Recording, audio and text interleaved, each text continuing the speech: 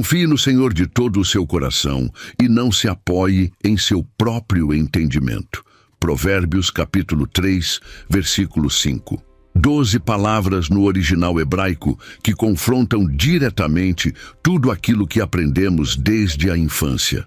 Pense comigo. Desde pequenos, somos treinados para desenvolver raciocínio lógico, para questionar, para buscar evidências, para não aceitar nada sem antes analisar. Nosso sistema educacional inteiro é construído sobre a premissa de que devemos confiar na nossa capacidade de pensar, de avaliar, de chegar às nossas próprias conclusões. E então, vem este versículo e diz exatamente o oposto. Não se apoie no seu entendimento. Não confie no que sua mente consegue processar. Não faça da sua capacidade de raciocinar a base das suas decisões mais importantes. Este texto não está sugerindo, está ordenando. E está ordenando algo que vai contra todo o treinamento que recebemos. E se você está sentindo que precisa aprofundar essa confiança de forma prática, preparei algo especial. São 21 dias de oração focada, um mês completo dedicado a transformar sua vida espiritual. Cada dia com direcionamento específico para te ajudar a desenvolver exatamente esse tipo de intimidade com Deus que estamos falando aqui. O link está no primeiro comentário fixado. Pode ser o próximo passo que você precisa dar para sair da teoria e entrar na prática dessa confiança. O escritor de Provérbios não estava falando para pessoas imaturas ou ignorantes. O livro inteiro é uma coleção de sabedoria prática, de orientações sobre como viver com inteligência neste mundo. Salomão valorizava profundamente o conhecimento, a instrução, o aprendizado. Ele mesmo pediu a Deus sabedoria acima de riquezas ou poder, conforme registrado em 1 Reis, capítulo 3, versículos 5 a 12. Mas aqui, neste versículo específico, ele estabelece um princípio que transcende a sabedoria humana. Ele está dizendo que existe um tipo de confiança que precisa ultrapassar os limites do que conseguimos compreender. Não porque a compreensão seja má, não porque pensar seja errado, mas porque nossa capacidade de entender tem fronteiras e a realidade de Deus não tem. Há situações na vida em que nosso entendimento simplesmente não alcança. Há momentos em que todas as nossas análises nos levam a conclusões que Deus contradiz. E é precisamente nesses momentos que este versículo se torna não apenas um conselho, mas uma questão de sobrevivência espiritual. Entenda uma coisa, este mandamento não foi dado para nos tirar a dignidade de pensar. Foi dado para nos livrar da arrogância de achar que pensar é suficiente. A diferença é brutal. Deus não criou os seres humanos com cérebros sofisticados para que nunca os usássemos. Isaías, capítulo 1, versículo 18 diz: Venham, vamos refletir juntos, diz o Senhor. Deus convida ao raciocínio. Mas Provérbios 3, versículo 5, estabelece a hierarquia correta. Sua confiança não pode estar baseada na sua capacidade de entender. Sua confiança precisa estar em quem entende o que você não consegue ver. Este versículo não mata a razão. Ele mata a presunção de que a razão humana é a medida final de todas as coisas. E é exatamente por isso que ele incomoda tanto, porque vivemos numa cultura que transformou o intelecto humano em ídolo. Numa geração que acredita que se algo não pode ser explicado, não deve ser aceito. E então Deus coloca na sua palavra uma ordem que desafia frontalmente essa mentalidade. A expressão de todo o seu coração não é poética, é técnica. No pensamento hebraico, o coração não era apenas o centro das emoções. Era o centro de toda a vida interior, vontade, intelecto, escolhas, caráter. Quando a Bíblia fala em coração, está falando da sua central de comando, do lugar onde você realmente decide quem você é e o que você faz. Confiar de todo o coração significa que não existe uma parte de você que fica de fora dessa confiança.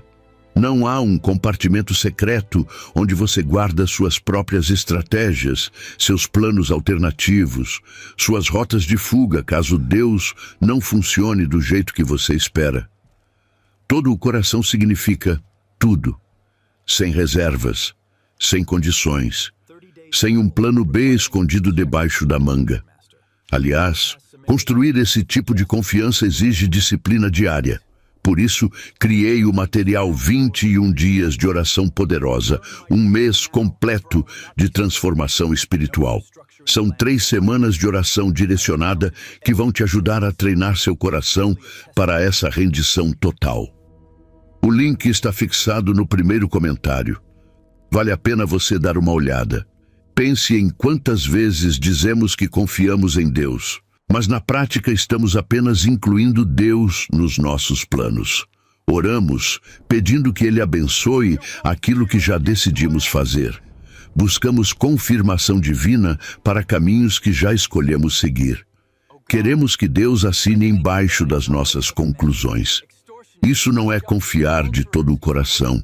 Isso é pedir a aprovação divina para a nossa própria vontade. Confiar de todo o coração é quando você coloca diante de Deus algo que você não entende, algo que contraria sua lógica, algo que vai contra tudo aquilo que você considera sensato. E mesmo assim você diz: Senhor, eu vou pelo seu caminho. Não porque eu entendi, não porque faz sentido para mim, mas porque eu confio em quem tu és. Repare na diferença brutal entre essas duas posturas. Uma usa Deus para validar a si mesma. A outra se entrega a Deus, mesmo sem validação humana. Tem uma história no Evangelho de João, capítulo 6, que ilustra isso de forma poderosa. Jesus acabara de ensinar algo extremamente difícil de aceitar. O texto diz que muitos dos seus discípulos voltaram atrás e já não andavam com ele. Então Jesus olha para os 12 e pergunta: vocês também querem ir embora? E Pedro responde algo fascinante. Ele não diz: não, Senhor, porque entendemos perfeitamente o que o Senhor ensinou. Ele diz: Senhor, para quem iremos? Tu tens as palavras da vida eterna. Pedro não estava dizendo que compreendia, estava dizendo que confiava. Mesmo sem compreender, mesmo com a mente cheia de perguntas, mesmo com a lógica gritando que aquilo não fazia sentido, ele confiou de todo o coração. E é exatamente isso que Provérbios 3, versículo 5 está exigindo de nós. Não uma confiança que depende de clareza, mas uma confiança que escolhe Deus mesmo na ausência de clareza. Porque o coração que confia de verdade não precisa entender tudo. Precisa conhecer aquele em quem confia. Não se apoie em seu próprio entendimento. Esta é a parte do versículo que causa mais resistência, porque soa como se Deus estivesse pedindo que você desligue o cérebro, que você se torne uma pessoa passiva, que não pensa, que não avalia, que aceita tudo sem questionar. Mas não é isso que o texto está dizendo. A palavra hebraica traduzida como apoiar tem a ideia de sustentar peso, de usar como fundação, de fazer de algo a base estrutural sobre a qual tudo mais se constrói. O versículo não está dizendo: não use seu entendimento. Está dizendo: não faça do seu entendimento a fundação da sua vida. Não transforme sua capacidade de compreender na base sobre a qual você toma suas decisões mais cruciais. Porque seu entendimento tem limites. E quando você constrói sua vida sobre algo limitado, toda a estrutura fica comprometida. Observe como isso funciona na prática. Você está diante de uma decisão importante. Analisa todos os dados disponíveis, pesa os prós e os contras, consulta pessoas experientes, faz todas as perguntas certas e chega a uma conclusão que parece absolutamente lógica, faz todo o sentido. Todos os indicadores apontam numa direção. E então, na oração, você sente que Deus está pedindo que você vá na direção oposta. O que você faz? Se você estiver apoiado no seu próprio entendimento, vai ignorar Deus. Vai achar que foi impressão sua. Vai racionalizar dizendo que Deus não pediria algo que contraria a lógica. Porque para quem se apoia no próprio entendimento, a lógica humana tem veto sobre a voz de Deus. Mas se você confia no Senhor de todo o coração, você reconhece que Deus vê variáveis que você não vê. Conhece fatores que você ignora. Enxerga o fim desde o princípio, conforme Isaías capítulo 46, versículo 10. E, portanto, mesmo quando sua orientação contradiz sua análise, você confia nele. O problema do nosso próprio entendimento não é que ele seja sempre errado.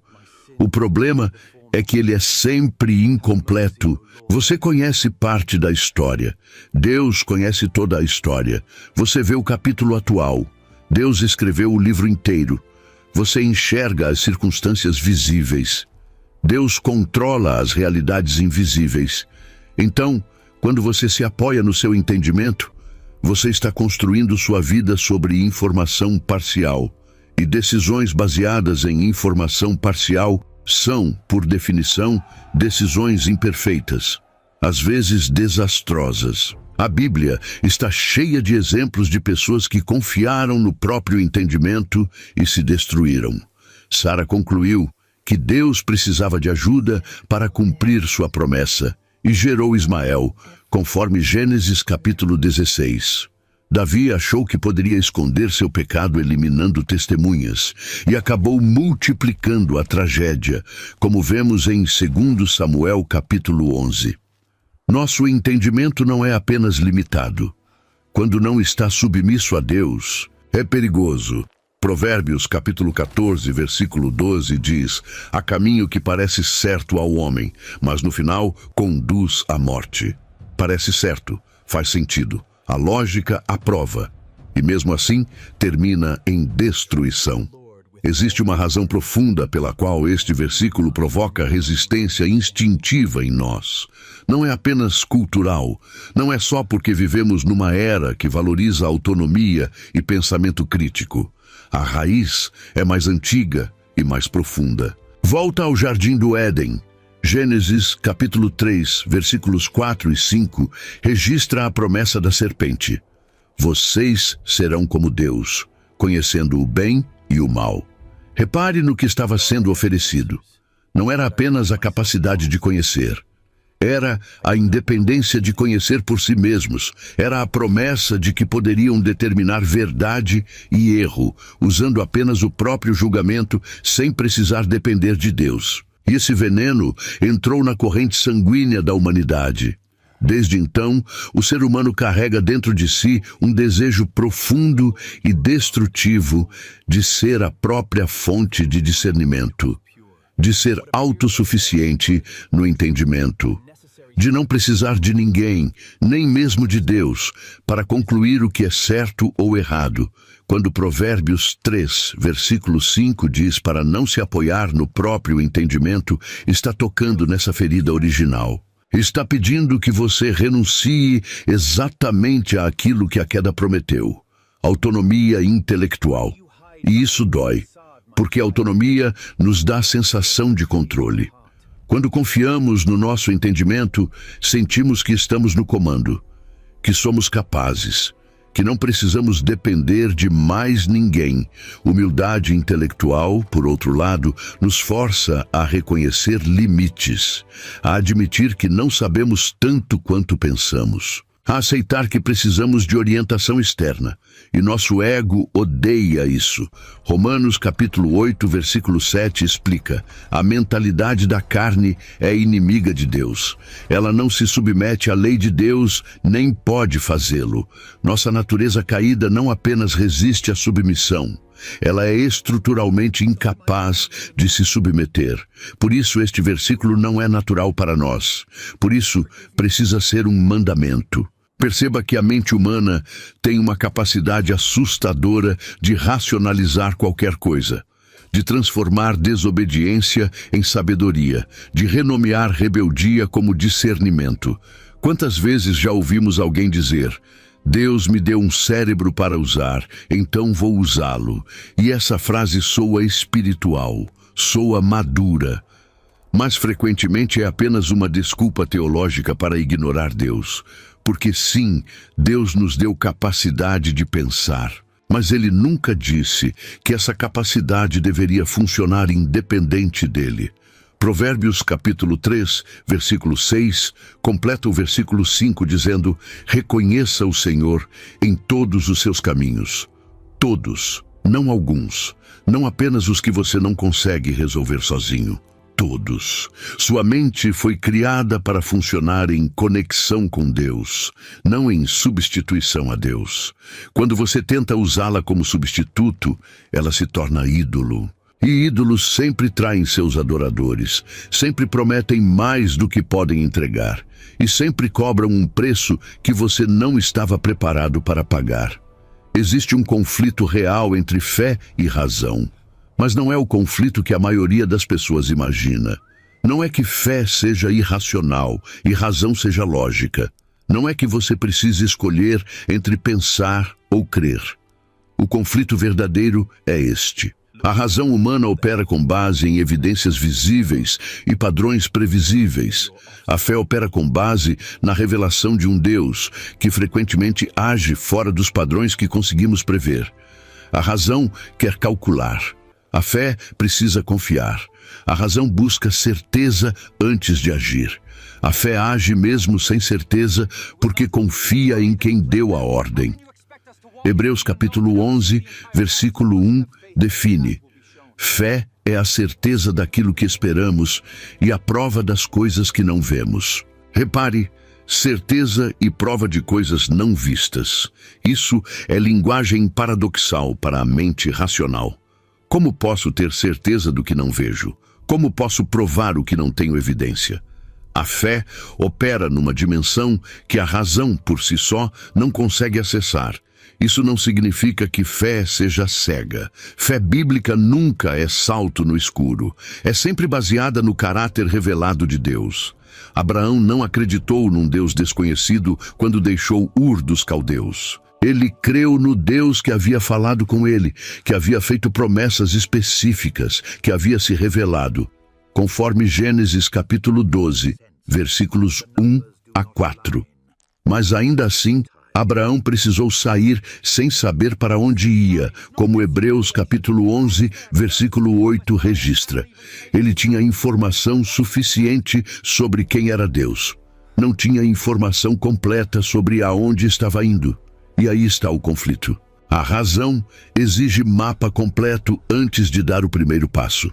A fé dá o primeiro passo confiando que quem deu a ordem conhece o caminho inteiro. A razão quer entender o porquê antes de obedecer. A fé obedece mesmo sem entender o porquê, porque confia em quem ordenou. Entenda uma coisa crucial: Deus não é contra pensamento. Ele é contra pensamento desconectado dele. Primeira carta aos Coríntios, capítulo 1, versículos 25 diz: a loucura de Deus é mais sábia que a sabedoria humana. Paulo não está dizendo que Deus é louco. Está dizendo que aquilo que parece loucura aos olhos da razão humana pode ser sabedoria suprema aos olhos de Deus. A cruz é o exemplo perfeito. Um Deus que morre para salvar pecadores, um rei que se torna servo, salvação através de derrota aparente. Nada disso faz sentido para a lógica humana. Paulo mesmo admite em 1 Coríntios capítulo 1, versículo 23, que a mensagem da cruz é escândalo para os judeus e loucura para os gregos, mas é o poder de Deus para a salvação. O conflito entre razão e fé não se resolve eliminando a fé. Se resolve submetendo a razão, transformando a mente para que ela pense a partir de Deus, não independente de Deus. Romanos capítulo 12, versículo 2, chama isso de transformação, pela renovação da mente. Sua razão não precisa morrer, precisa ser renovada. Precisa aprender a operar a partir de uma fundação diferente. Tem momentos na vida cristã em que obedecer a Deus parece irresponsabilidade pura. onde a direção divina contradiz não apenas sua lógica, mas também sua noção de prudência, de bom senso, até de moralidade básica. E é precisamente nesses momentos que Provérbios 3, versículo 5 é testado de verdade. Porque é fácil dizer que confiamos em Deus quando o que Ele pede faz sentido, quando sua vontade alinha com nossa sabedoria, quando podemos obedecer e ainda manter nossa reputação de pessoas equilibradas. Mas o que você faz quando Deus pede algo que, aos olhos de qualquer pessoa sensata, parece completamente insano? Quando seguir sua voz significa que todos ao seu redor vão questionar seu julgamento? Quando confiar nele parece, na prática, idêntico a ser imprudente? Noé enfrentou isso. Construir uma arca gigante numa região sem chuva, preparando-se para um dilúvio que ninguém conseguia imaginar. Gênesis capítulo 6 registra que Noé fez tudo conforme Deus lhe ordenara. Mas imagine a conversa com os vizinhos, imagine as críticas, imagine as risadas. Do ponto de vista de qualquer observador racional, Noé estava desperdiçando anos da sua vida num projeto absurdo. Não havia evidência de que algum dia choveria daquela forma. Não havia precedente histórico. Não havia dado empírico que justificasse aquele investimento massivo de tempo e recursos. Aos olhos do entendimento humano, Noé era um fanático iludido. Mas aos olhos de Deus, ele era um homem justo e íntegro. Hebreus capítulo 11, versículo 7, diz que pela fé, Noé construiu a arca para salvar sua família. Ele não construiu porque entendia meteorologia divina. Construiu porque confiava em quem havia falado. Abraão passou pelo mesmo teste de forma ainda mais brutal. Gênesis capítulo 22 registra o momento em que Deus pede que ele ofereça Isaque em sacrifício. Isaque não era apenas o filho amado, era o filho da promessa. Toda a aliança de Deus com Abraão dependia de Isaque. E agora Deus está pedindo que Abraão mate o único canal através do qual as promessas divinas poderiam se cumprir. Isso não faz sentido. Não apenas contraria a lógica, contraria a teologia, contraria tudo que Deus havia prometido antes. Como é que Deus pode prometer descendência através de Isaque e ao mesmo tempo pedir a morte de Isaque? Hebreus capítulo 11, versículos 17 a 19, explica o raciocínio de Abraão. Ele considerou que Deus podia até ressuscitar Isaque dentre os mortos. Abraão não entendeu como Deus resolveria a contradição, mas confiou que Deus resolveria, e obedeceu mesmo sem entender. Isso é confiar no Senhor de todo o coração. Isso é não se apoiar no próprio entendimento. Mesmo quando o próprio entendimento está gritando que você está cometendo um erro irreparável. Aqui está uma das confusões mais perigosas que acontecem na vida cristã. Chamar desconfiança de prudência. Usar o nome de sabedoria para justificar incredulidade. Porque prudência é virtude bíblica. Provérbios está cheio de orientações sobre agir com cautela, planejar com cuidado, considerar as consequências antes de decidir. Provérbios capítulo 14, versículo 15 diz que o prudente pensa bem nos seus passos. Provérbios capítulo 27, versículo 12, afirma que o prudente vê o perigo e busca refúgio. Então sim, Deus quer que você seja prudente. Mas existe uma linha muito fina entre prudência genuína e desconfiança travestida de sabedoria. E a diferença está em onde você ancora sua segurança. Prudência verdadeira age com cuidado porque confia em Deus e quer honrá-lo com boas decisões. Desconfiança disfarçada age com cautela porque não confia em Deus e precisa garantir as coisas por conta própria. Pense em como isso se manifesta.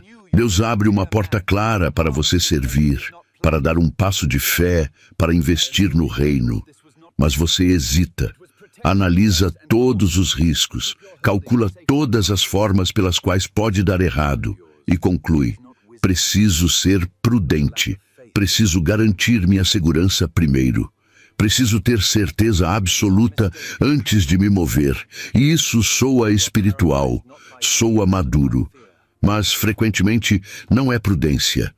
É medo travestido de sabedoria. É incredulidade usando vocabulário religioso. Porque prudência verdadeira não é paralisia. Não é recusa de se mover até ter certeza absoluta. Prudência é sabedoria de agir no tempo certo, da forma certa, pelos motivos certos, mas sempre confiando que Deus é maior que os riscos. Desconfiança, por outro lado, usa os riscos como desculpa para não confiar. Ela olha para os obstáculos e esquece de olhar para Deus. A parábola dos talentos em Mateus, capítulo 25, versículos 14 a 30, ilustra isso perfeitamente. O servo que recebeu um talento e o enterrou não foi elogiado por prudência. Foi condenado por mau e negligente. E repare na justificativa que ele deu. Senhor, eu sabia que o Senhor é um homem severo. Tive medo e escondi seu talento na terra. Ele chamou aquilo de cautela, de proteção. Mas o mestre chamou de maldade e preguiça, porque não era prudência, era desconfiança do caráter do mestre, era medo disfarçado de zelo.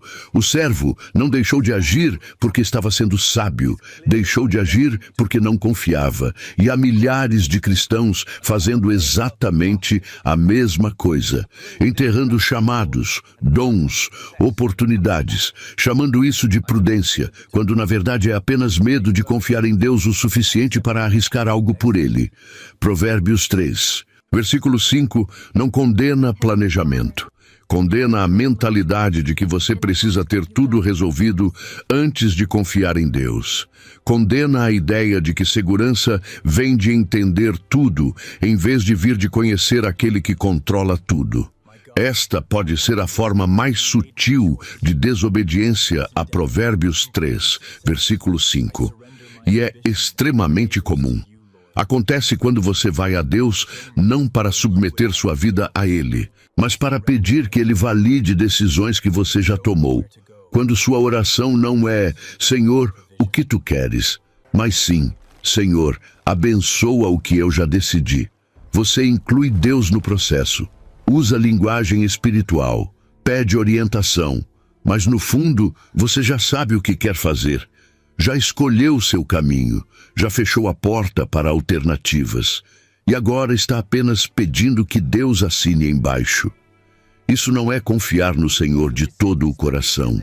Isso é usar Deus como consultor espiritual das suas próprias ambições.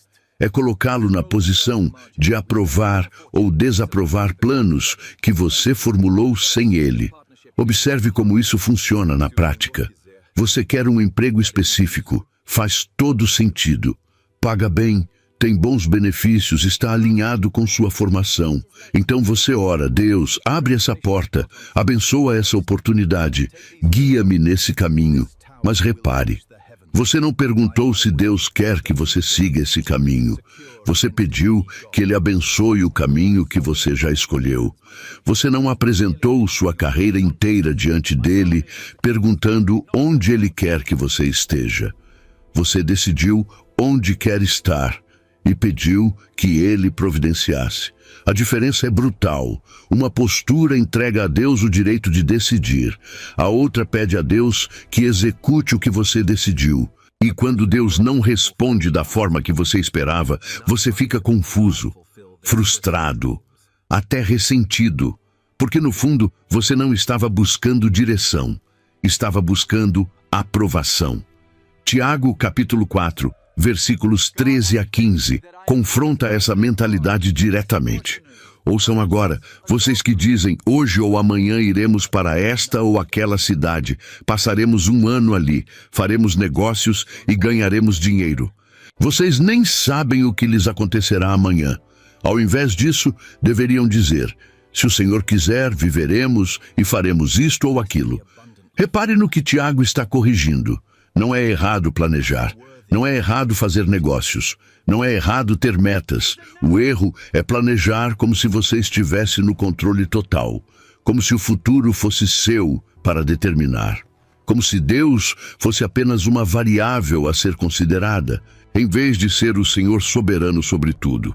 Quando você transforma Deus em consultor, você mantém o controle. Quando você o trata como Senhor, você entrega o controle. E é exatamente essa entrega que Provérbios 3, versículo 5 exige. Confiar no Senhor de todo o coração significa que Ele não está na sua equipe. Você está na equipe dele. Ele não trabalha para realizar seus sonhos. Você trabalha para cumprir os propósitos dele. E até que você entenda isso, você vai continuar tentando usar Deus em vez de servir a Deus. A autoconfiança disfarçada de fé é um dos enganos mais difíceis de detectar, porque ela usa toda a linguagem certa. Fala de Deus, cita versículos, ora, vai à igreja. Mas no centro de tudo, ainda está você confiando em você. E o problema é que isso pode funcionar por um tempo. Enquanto as coisas vão bem, enquanto seus planos dão certo, enquanto sua sabedoria produz resultados, você pode até pensar que está confiando em Deus. Mas então vem a crise, vem a situação que ultrapassa sua capacidade. Vem o momento em que seus recursos acabam, suas estratégias falham, seu entendimento não alcança. E é ali que você descobre em quem realmente confiava. Porque se sua paz depende de ter controle, então não era em Deus que você confiava, era em você.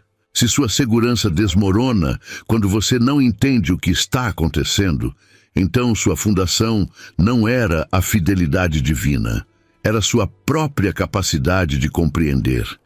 Existem sinais claros de que você está confiando em si mesmo em vez de confiar em Deus. Primeiro, você só tem paz quando entende o que está acontecendo. Se você precisa ter clareza total antes de sentir segurança, seu descanso não está em Deus, está no seu entendimento. Filipenses capítulo 4, versículo 7, fala de uma paz que excede todo entendimento. Repare, excede, vai além, existe mesmo quando você não entende. Se você não conhece essa paz, provavelmente está apoiado no próprio entendimento. Segundo, você fica paralisado quando não vê o caminho completo. Pessoas que confiam em Deus conseguem dar o próximo passo mesmo sem ver a escada inteira. Pessoas que confiam em si mesmas precisam do mapa completo antes de se moverem. Terceiro, você se desespera quando seus planos são frustrados. Se a mudança de planos destrói sua paz, é porque seus planos eram seu Deus. Provérbios capítulo 16, versículo 9 diz: O coração do homem planeja o seu caminho, mas o Senhor lhe dirige os passos. Quem confia em Deus planeja, mas não se desespera quando Deus altera o plano. Mais sinais. Você sente necessidade de estar sempre no controle, de saber todos os detalhes, de gerenciar todas as variáveis. Isso não é diligência, é ansiedade disfarçada de responsabilidade. É a tentativa de ser Deus da sua própria vida. Você também percebe que está confiando em si mesmo quando passa mais tempo elaborando estratégias do que buscando a Deus. Quando suas orações são mais curtas que suas reuniões de planejamento. Quando você investe mais energia tentando descobrir sozinho do que esperando em Deus. E talvez o sinal mais revelador, você se orgulha das suas próprias conquistas, não de forma aberta, não dizendo publicamente que foi você quem fez, mas no íntimo você sabe. Você olha para seus resultados e pensa: consegui, fui capaz, minha sabedoria funcionou. Isaías, capítulo 42, versículo 8, é claro: não darei a minha glória a ninguém. Quando você rouba a glória de Deus, mesmo que sutilmente, você está revelando em quem realmente confiou. E não foi nele. Ninguém fala sobre isso abertamente, mas existe um preço a ser pago quando você decide realmente viver Provérbios 3, versículo 5. Não é um custo financeiro, não é sacrifício de conforto, é algo muito mais profundo e muito mais doloroso. Você precisa abrir mão da ilusão de que está no comando da sua própria vida. E essa ilusão é uma das coisas mais difíceis de largar, porque ela nos dá sensação de segurança. Quando achamos que controlamos nossa vida, sentimos que podemos nos proteger, que podemos evitar desastres, que podemos garantir resultados. Entregar o controle significa admitir que você nunca teve tanto controle quanto pensava. Significa reconhecer que há forças maiores operando, que há uma vontade acima da sua, que você não é o autor da história, apenas um personagem. E isso é aterrorizante para quem passou a vida inteira tentando escrever o próprio roteiro. Pense no que acontece quando você realmente deixa Deus dirigir. Você não escolhe mais seu caminho baseado apenas no que faz sentido para você. Pode ser que Deus te leve por rotas que você nunca escolheria, por desertos que você tentaria evitar, por demoras que testarão sua paciência até o limite. Ele pode fechar portas que você tinha certeza que eram certas. Pode abrir portas que você jurou nunca atravessar. Pode permitir perdas que quebrarão seu coração.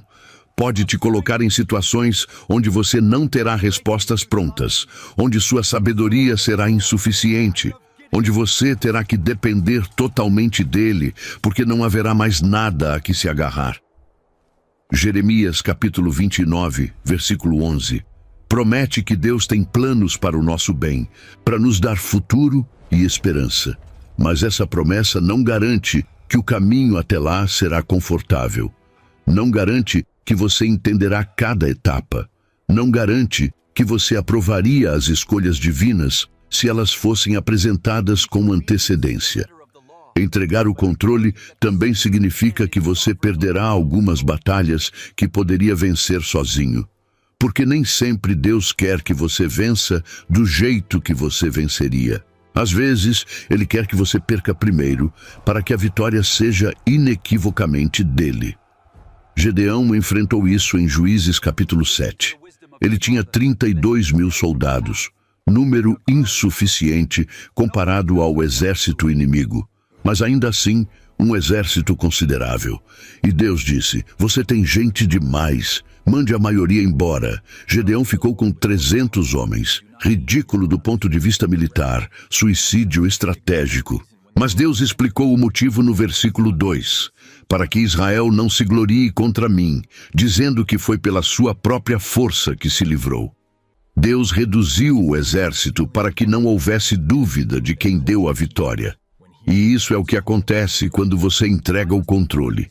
Deus pode tirar de você os recursos que te faziam sentir capaz, não porque quer te enfraquecer, mas porque quer que você experimente um tipo de força que não vem de você. 2 Coríntios, capítulo 12, versículo 9, registra Deus dizendo a Paulo, minha graça é suficiente para você, pois o meu poder se aperfeiçoa na fraqueza. O poder de Deus se manifesta melhor quando você não tem mais poder próprio para confiar.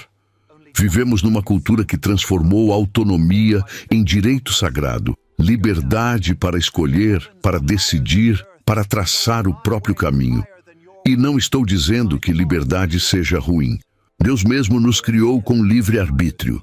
Mas existe uma diferença gigantesca entre liberdade dada por Deus para que escolhamos servi-lo e autonomia que rejeita qualquer autoridade sobre nós, incluindo a dele. Nossa geração foi treinada a acreditar que ninguém tem o direito de dizer o que devemos fazer, que cada pessoa é a autoridade final sobre a própria vida, que submissão é fraqueza e independência é virtude. Então, você pega esse mindset cultural e tenta encaixar Provérbios 3, versículo 5 dentro dele. Não encaixa. Provérbios 3, versículo 5 diz, você não é sábio o suficiente para dirigir sua própria vida. Você precisa de alguém acima de você. Você precisa se submeter. E isso viola tudo que a cultura moderna ensina. Além disso, somos uma geração obcecada com entender. Precisamos de explicações, de razões, de lógica clara por trás de cada decisão.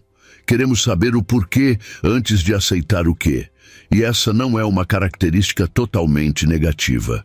Deus nos deu mentes que questionam, que investigam, que buscam compreensão.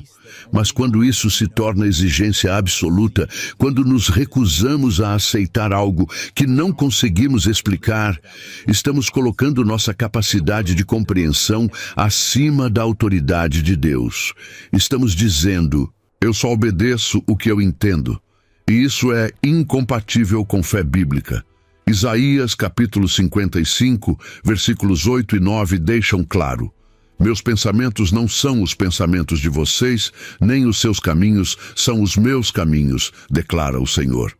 Assim como os céus são mais altos do que a terra, também os meus caminhos são mais altos do que os seus caminhos, e os meus pensamentos mais altos do que os seus pensamentos. Deus está dizendo que Ele opera numa dimensão que transcende nosso entendimento. E se você só aceita o que cabe dentro da sua compreensão, você nunca aceitará plenamente a Deus. Outro fator que torna este versículo especialmente difícil para cristãos modernos. Vivemos numa era de informação instantânea. Estamos acostumados a ter respostas em segundos. Digitamos uma pergunta e temos milhares de resultados. Essa disponibilidade imediata de conhecimento nos condicionou a esperar que tudo seja explicável, acessível, compreensível. E quando Deus não funciona assim, quando Ele não nos dá respostas instantâneas, quando Ele pede que esperemos sem entender, nossa mente entra em pânico, porque fomos treinados a acreditar que não entender é inaceitável, que incerteza é sinal de falha, que ficar sem respostas é algo a ser evitado a todo custo. Mas Deus frequentemente nos leva por caminhos onde não há clareza imediata, onde precisamos caminhar na escuridão, confiando que Ele vê o que nós não vemos. Provérbios capítulo 3, versículo 5. Não é versículo para a cultura de resposta instantânea. É versículo para quem está disposto a confiar, mesmo quando Google não tem a resposta. Mesmo quando sua mente não consegue processar. Mesmo quando tudo dentro de você está gritando que você precisa entender antes de prosseguir.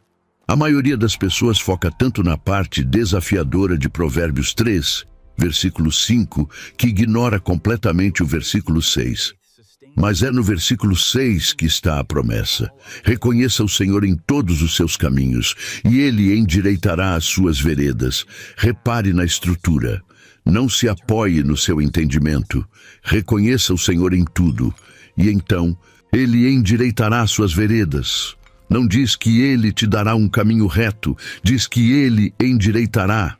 Isso significa que o caminho pode estar torto agora, pode estar confuso, complicado, cheio de curvas que não fazem sentido, mas quando você o reconhece, quando você confia nele mesmo sem entender, ele assume a responsabilidade de endireitar. Não no seu tempo, não da forma que você imaginava, mas ele fará. E essa é uma promessa absoluta. Reconhecer o Senhor em todos os caminhos não é apenas mencioná-lo. Não é só orar antes de decidir. É colocá-lo como autoridade central em cada área da vida. Finanças, relacionamentos, carreira, família, lazer, tudo. Não existe canto da sua existência onde Ele não seja Senhor. Não existe decisão pequena demais para ser submetida a Ele. Não existe aspecto secular da vida onde Ele não tenha direito de falar.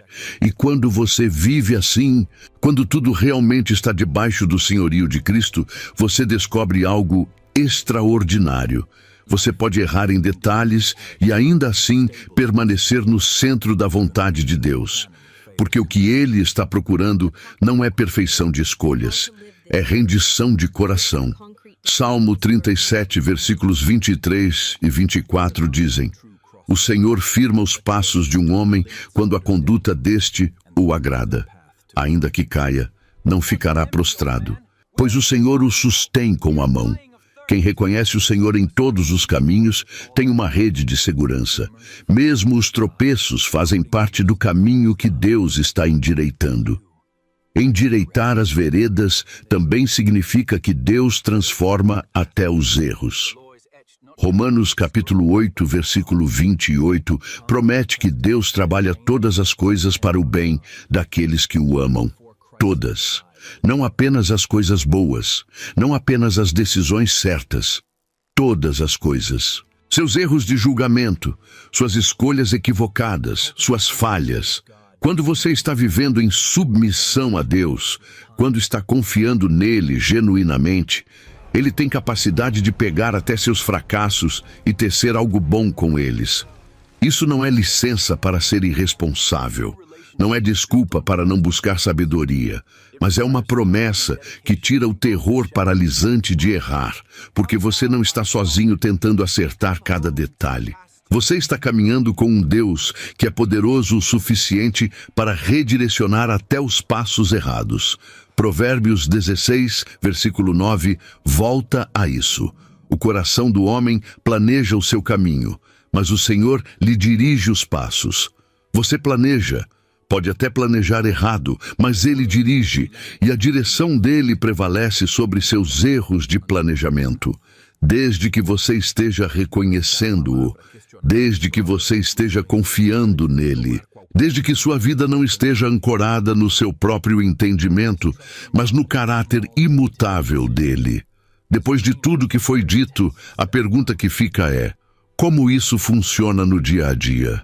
Como você traduz esse princípio em decisões reais, em momentos concretos, em situações onde você precisa escolher entre confiar no seu entendimento ou confiar em Deus?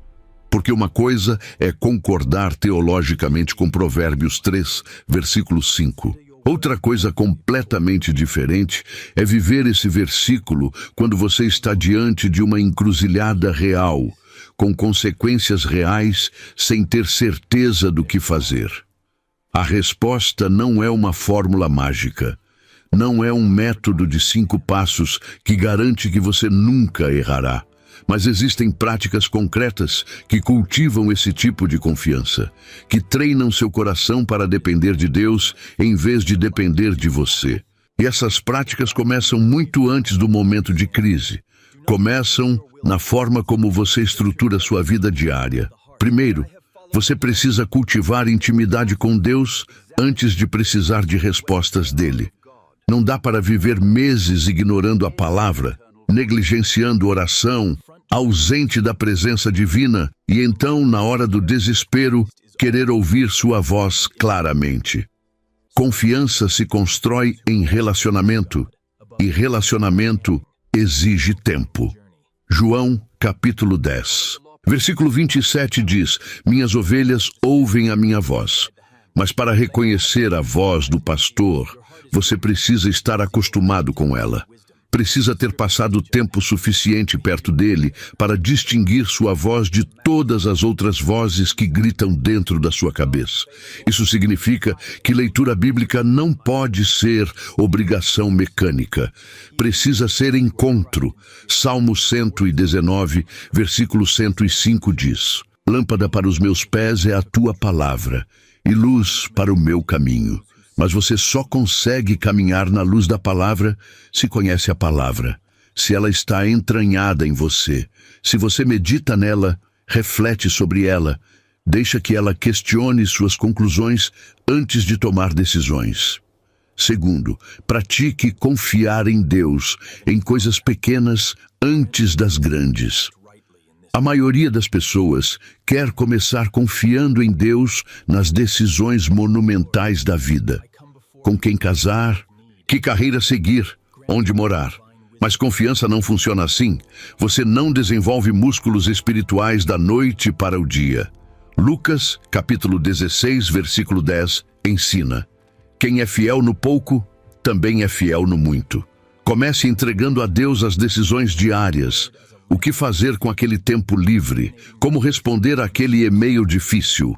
se deve ou não ter aquela conversa complicada. Nesses momentos menores, onde a pressão é menor, treine seu coração para perguntar: Senhor, o que tu queres? E então obedeça o que ele mostrar, mesmo que não faça sentido completo. Cada vez que você obedece em algo pequeno, você está construindo histórico de fidelidade divina. Está colecionando evidências de que Deus é digno de confiança. E quando vier a decisão grande, você não estará começando do zero. Terá uma fundação de experiências onde Deus provou seu caráter. Terceiro, aprenda a diferenciar entre impressão emocional e direção divina. Nem todo sentimento forte é Deus falando. Nem toda vontade intensa é vontade de Deus. Jeremias capítulo 17, versículo 9 avisa: enganoso é o coração, mais do que todas as coisas, e perverso. Seu coração pode te convencer de qualquer coisa. Pode transformar desejo em convicção. Pode fazer você acreditar que está ouvindo Deus, quando na verdade está ouvindo suas próprias vontades ecoando de volta para você. Por isso, é crucial testar tudo pela Escritura. 1 João, capítulo 4, versículo 1, ordena: não creiam em qualquer espírito, mas examinem os espíritos para ver se eles procedem de Deus. Qualquer direção que você acha que recebeu precisa ser confrontada com a palavra revelada. Se contradiz princípios bíblicos claros, não veio de Deus. Se exige que você viole o caráter de Cristo, não é divino. Se te leva para caminhos que a Escritura já condenou, você está seguindo seu coração enganoso, não o Espírito Santo. Quarto, cerque-se de pessoas que também confiam em Deus acima do próprio entendimento. Provérbios capítulo 15, versículo 22 diz: os planos fracassam por falta de conselho, mas são bem-sucedidos quando há muitos conselheiros.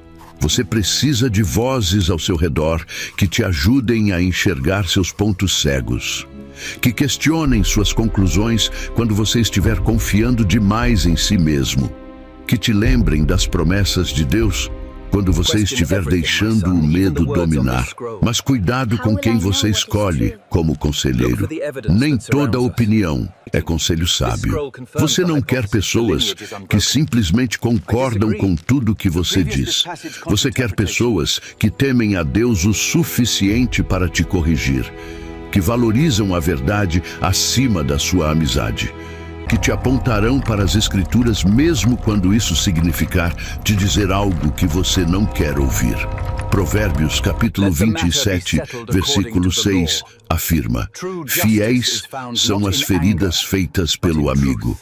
Conselheiros de verdade às vezes vão ferir você com verdade, e você precisa estar disposto a ouvir.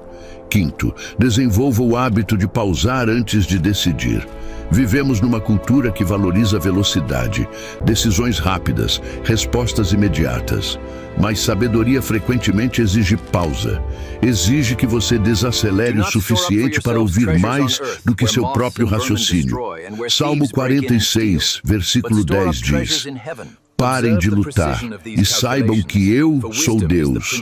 Há poder em parar, em silenciar a urgência, em resistir à pressão de resolver tudo agora. Obviamente, existem decisões que precisam ser tomadas rapidamente. Mas mesmo nesses momentos, você pode criar espaço interno. Pode orar uma oração de 3 segundos pedindo sabedoria divina. Pode respirar e lembrar que você não está sozinho nessa escolha. Tiago, capítulo 1, versículo 5. Promete: se algum de vocês tem falta de sabedoria, peça-a a Deus, que a todos dá livremente de boa vontade. Mas você só pede se lembrar que precisa, e você só lembra que precisa se criar o hábito de pausar. Sexto, esteja preparado para caminhar sem ver o caminho completo. Isso talvez seja o aspecto mais difícil de viver. Provérbios 3, versículo 5. Porque nossa mente quer mapa completo, quer saber o destino final antes de dar o primeiro passo. Mas fé não funciona assim. 2 Coríntios capítulo 5, versículo 7, ensina: vivemos por fé, não por vista. Abraão saiu de Ur sem saber para onde ia. Moisés guiou Israel através do deserto seguindo uma coluna de fogo que só mostrava o próximo trecho, nunca a rota inteira. Davi foi ungido rei anos antes de sentar no trono e passou aqueles anos fugindo, esperando, confiando sem entender o timing. Se você está esperando ter clareza total antes de obedecer, você nunca obedecerá plenamente. Porque Deus raramente revela tudo de uma vez. Ele mostra o próximo passo. E quando você dá esse passo, Ele mostra o seguinte. Salmo 119, versículo 105, não diz que a palavra é holofote iluminando quilômetros à frente. Diz que é lâmpada para os pés. Ilumina onde você está pisando agora. E isso precisa ser suficiente. Sétimo, registre as fidelidades passadas de Deus. Uma das razões pelas quais Israel caía repetidamente em incredulidade era porque esquecia o que Deus havia feito.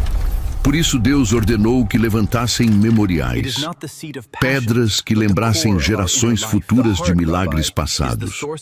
Josué, capítulo 4.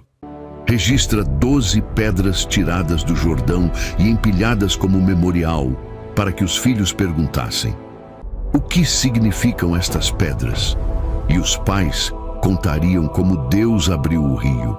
Você precisa dos seus próprios memoriais, não pedras literais, mas registro, diário espiritual, anotações de como Deus agiu, orações que foram respondidas, promessas que se cumpriram, provisões que vieram exatamente na hora certa. Porque quando você estiver no próximo deserto, quando sua fé estiver sendo testada de novo, você precisará lembrar. Precisará olhar para trás e ver que Deus foi fiel antes. E se Ele foi fiel antes, Ele será fiel agora. Salmo 77, versículos 11 e 12 dizem: lembrar-me-ei dos feitos do Senhor. Sim, vou lembrar-me dos teus antigos prodígios. Meditarei em todas as tuas obras e considerarei todos os teus feitos poderosos. Memória fortalece fé. E fé sustenta a confiança quando o entendimento falha. Oitavo, e talvez o mais importante, entenda que viver Provérbios 3, versículo 5, não elimina dúvidas. Elimina a exigência de ter todas as respostas antes de confiar. Você ainda vai ter momentos de incerteza, ainda vai enfrentar decisões onde não saberá qual caminho tomar. Ainda vai questionar se ouviu Deus direito. Mas a diferença é que sua paz não dependerá de ter certeza. Dependerá de conhecer aquele em quem você confia. Marcos, capítulo 9, versículo 24, registra o pai do menino possesso gritando para Jesus: eu creio.